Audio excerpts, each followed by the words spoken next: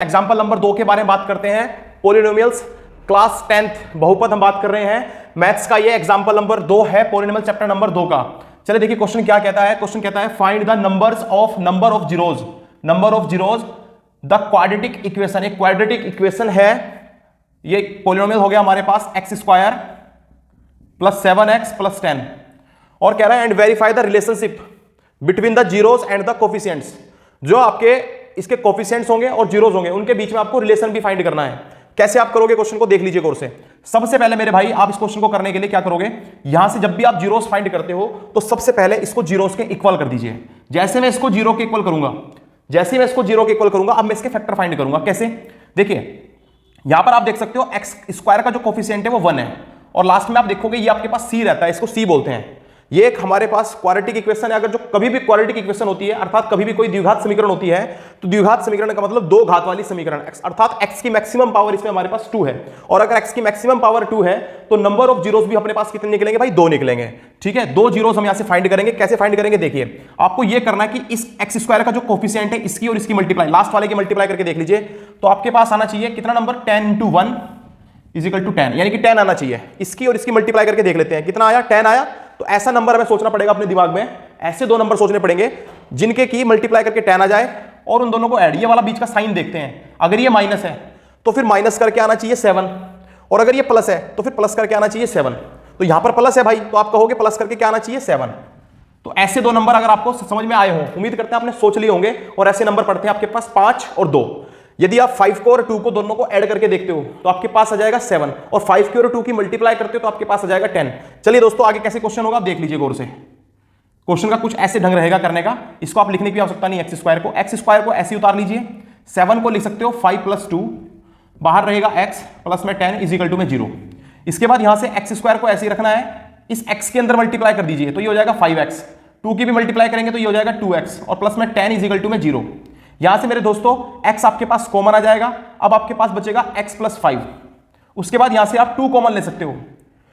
2 common जैसे आप लोगे तो आपके पास यहां से कितना बचेगा, x, और यहां से कितना बचेगा 5, बराबर में रहेगा 0 आपके पास। अब आप क्या कर सकते हो, इन दोनों में से भी आप देख पा रहे होंगे, इसमें से आप x + 5 और इसमें से x + 5 क्या ले सकते हो, कॉमन ले सकते हो। यहां पर भी x + 5 और यहां पर भी आपको x + 5 नजर आ रहा होगा। तो x + 5 हमने कॉमन ले लिया तो आपके पास अंदर क्या बचेगा, दूसरे ब्रैकेट में जो बचा है, अर्थात जो भी बचा है वो दूसरे ब्रैकेट के अंदर बंद कर दीजिए।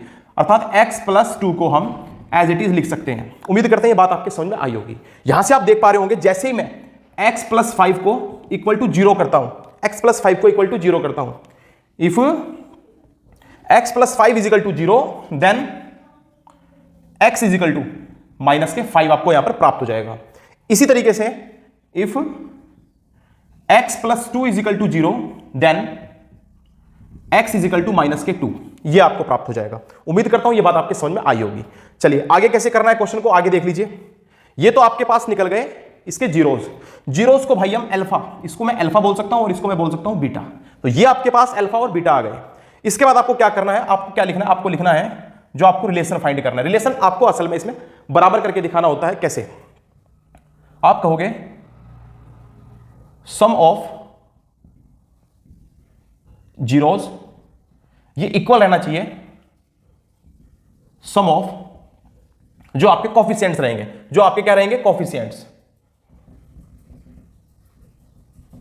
उम्मीद करता हूं ये बात आपके समझ में आई होगी। अब सम ऑफ जीरोस कैसे लिखोगे, तो जीरोस तो आपके पास ये है ना भाई, आप कहोगे अल्फा + बीटा। और सम ऑफ कोफिशिएंट्स के लिए मैं आपको एक फॉर्मूला बता देता हूं। सम ऑफ कोफिशिएंट्स का फॉर्मूला रहता है -b/a। -b/a कहां से आया, तो ध्यान रखिएगा अगर कोई भी क्वाड्रेटिक इक्वेशन आपके पास है तो इसकी जो स्टैंडर्ड इक्वेशन होती है या मानक समीकरण जो होती है वो रहती है ax² + bx और + c।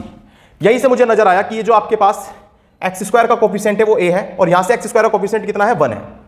bx को आप देख लीजिए, x² का कोफिशिएंट यहां से b है और x का कोफिशिएंट यहां से 7 है। तो उस हिसाब से देखा जाए तो ये अपने पास एक जो है वो a का काम करेगा, 7 जो है वो b का काम करेगा और 10 आपका c का काम करेगा। तो मुझे नजर आ रहा है कि मैं b की वैल्यू कितनी लिख सकता हूं, पहले तो मैं अल्फा की वैल्यू लिखता हूं। अल्फा कितना है मेरे पास, -5 प्लस मेरे पास बीटा कितना है, -2। आप ब्रैकेट के अंदर बंद कर लेंगे तो क्वेश्चन में आपकी गलती होने के चांसेस कम रहेंगे। सिंपल से सिंपल रखने का प्रयास करना है क्वेश्चन को। माइनस बी की बात करें तो बी आप कहोगे आपके पास है 7, इसके बाद आप ए देखोगे तो ए आपके पास है 1। दोस्तों यहां देख लीजिए दोनों को जैसे आप जोड़ोगे, क्योंकि यहां पर जोड़ना है और माइनस माइनस प्लस हो जाएंगे तो माइनस के 7 हो जाएगा भाई। और इधर भी कितना है माइनस के 7। आप देख रहे होंगे सम ऑफ जीरोस इक्वल आ गया सम ऑफ कोफिशिएंट्स। अब इसके बाद आपको क्या करना है, अब आपको निकालना है प्रोडक्ट ऑफ जीरोस, ये भी इक्वल रहना चाहिए